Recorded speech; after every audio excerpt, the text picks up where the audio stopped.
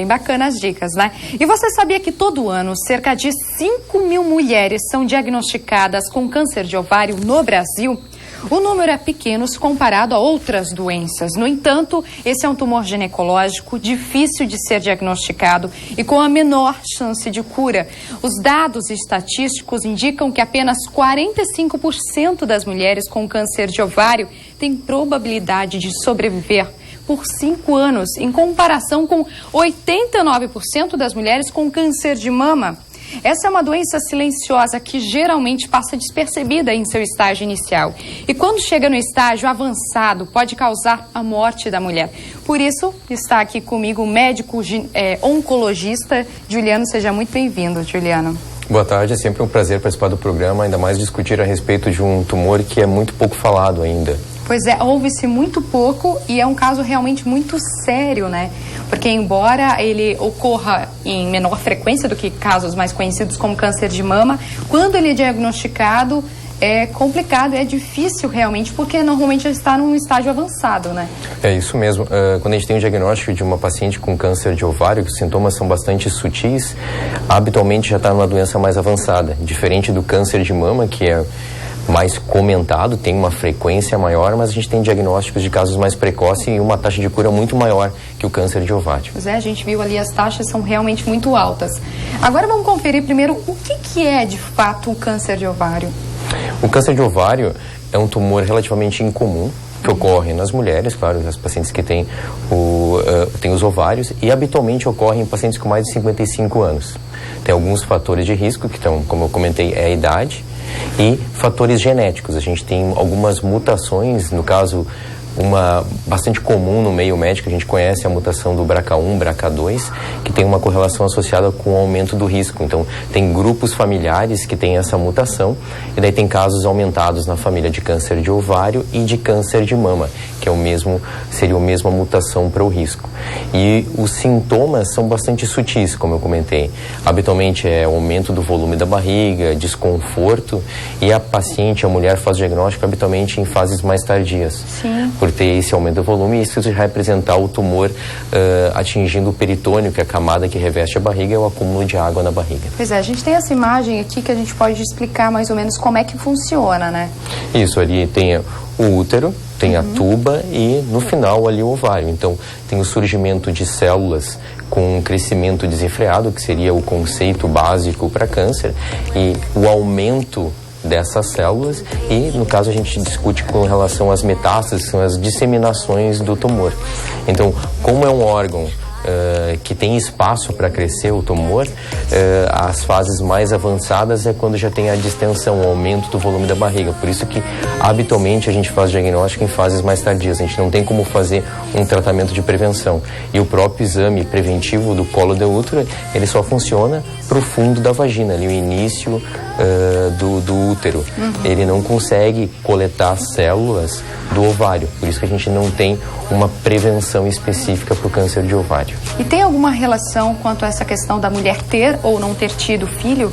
Isso, um dos fatores de riscos daí para aumentar ou diminuir, tem os fatores genéticos, que é a mutação e a própria idade. Com o passar dos anos, a partir dos 55 anos, a mulher tem um aumento desse fator de risco, mas as mulheres que não tiveram filhos, elas têm um risco aumentado, não tiver filho ou não usar o anticoncepcional. O anticoncepcional também seria um fator de proteção. Então, a mulher que não tem filhos e não usa anticoncepcional ou não usou anticoncepcional teria um risco a mais. Claro, isso são fatores que têm como influenciar, mas os fatores imutáveis que a gente chama a partir dos 55 anos, um risco aumentado, e a mutação genética, que é algo que não tem como a gente modificar esse risco. Então, ouvi dizer que também existem casos muito específicos com gente mais nova. Isso é comum?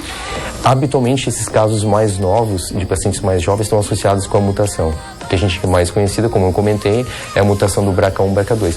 É mais incomum, e na minha própria prática do consultório eu vejo poucos casos em mulheres com menos de 55 anos. A maioria são mulheres com mais idade. Então, para quem estiver em casa, para poder realmente se alertar quanto a esse assunto, quais seriam os sintomas específicos que a mulher deve ficar alerta? São sintomas mais subjetivos, que são dores abdominais, aumento do volume da barriga. Então, quando tiver alguma alteração que persistir por mais de 1 a 2 semanas, deve-se procurar o atendimento médico.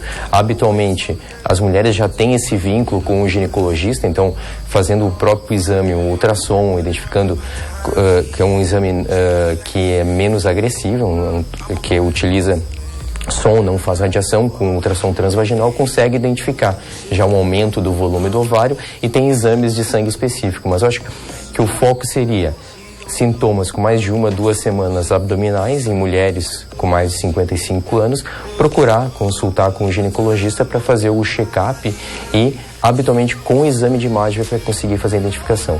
O que é interessante é que precisa de exame para fazer o diagnóstico. É diferente do câncer de mama, que a mulher faz o autoexame ou faz a palpação da mama, tem um nódulo e suspeita. No câncer de ovário, a gente não tem como palpar isso. Até porque se confunde muito também com sintomas gastrointestinais, né? Essa questão do estufamento, realmente, né? Isso mesmo. O que chama atenção, na verdade, é prolongar esses sintomas, né? Mas precisa de exame. A gente não consegue fazer o diagnóstico de câncer de ovário apenas pelo exame físico, pelo menos suspeitar.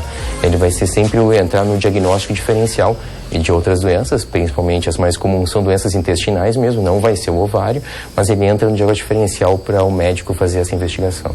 Por ele ser tão difícil esse diagnóstico, qual seria a prevenção?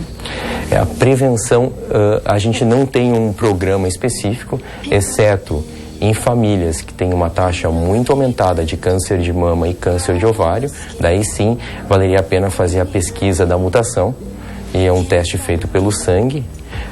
E se tem a mutação na família, daí fazer essa triagem familiar para o câncer de mama, câncer de ovário. Ele tem também correlação nos homens, essa mutação com o câncer de próstata, câncer de útero. Então, não necessariamente alguém da família que tenha tido câncer de ovário, mas pode ser um câncer de mama, já é um sinal de alerta, realmente. Isso, essa mutação está correlacionada principalmente com o câncer de mama e o câncer de ovário. O câncer de estômago, câncer de útero também tem alguma correlação. Mas histórias familiares, no grupo familiar, em que tem muitas pacientes com câncer de mama ou tiveram câncer de mama em uma paciente muito jovem, deve-se discutir com o seu médico, fazer a pesquisa, é uma coleta de sangue de mutação genética. E daí, se tem essa mutação, fazer a triagem no restante da família, tendo ser discutido, ter talvez o filho mais precocemente e até discutir a retirada dos ovários se tem a mutação, porque a chance de evolução seria muito alta.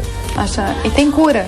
Tem cura, é claro que a gente sabe que o quanto mais precoce for o diagnóstico, maior é a taxa de cura. E aí que vem o ponto que a gente está com um programa, tem até o final desse mês, a gente tem mais 2 semanas, em que a gente está testando a associação, fazer a cirurgia, né, muitas vezes tem que fazer o tratamento com quimioterapia complementar, e a gente está adicionando um comprimido, que é um inibidor de uma proteína específica, associado com a quimioterapia. Esse é um programa mundial, que fecha daqui a 2 semanas, fecha no final de junho, e a gente procura voluntários que fizeram o diagnóstico recente de câncer de ovário, isso mundialmente, em torno de 1.000 pacientes, e está fechando essa inclusão.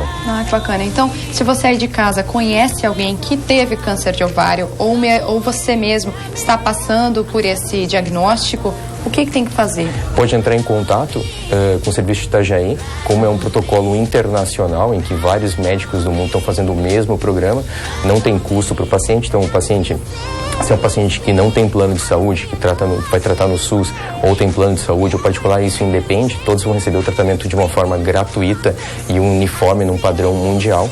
Pode entrar em contato pelo telefone 47, que é o prefixo, 3348-5093, ou mandar um e-mail para cassiano@oncologiasc.com.br. Tá dado o recado. Muito obrigada pela tua participação, por esclarecer as nossas dúvidas. Eu que agradeço a participação e um ótimo final de semana a todos. Muito obrigada.